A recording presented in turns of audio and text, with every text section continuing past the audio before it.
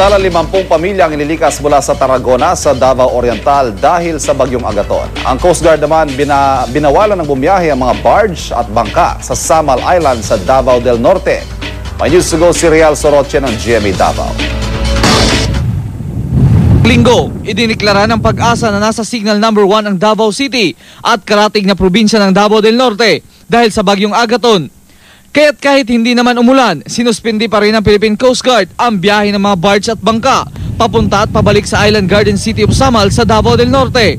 Samantala sa Sasa Wharf, hanggang alas 6 ng gabi na lamang ang biyahe ng barge papuntang Babak, Samal. Kaya ganoon na lamang ang pagmamadali ng mga pasahero upang makahabol sa last trip. Sa Davao Oriental naman, inabisuhan na ng mga opisyal ang mga residente, lalo na mga nakatira sa tabi ng dagat na maging alerto sa posibleng pagpasok ng bagyo sa kanilang bayan.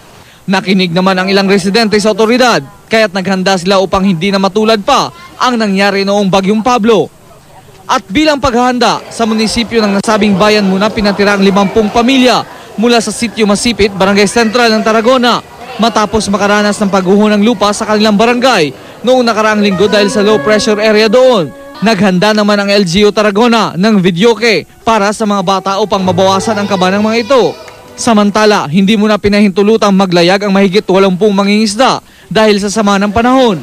Binisita ni Governor Corazon Malanyao ng 4 na barangay sa bayan ng Manay na naapektuhan sa LPA kung saan namigay sila ng relief goods.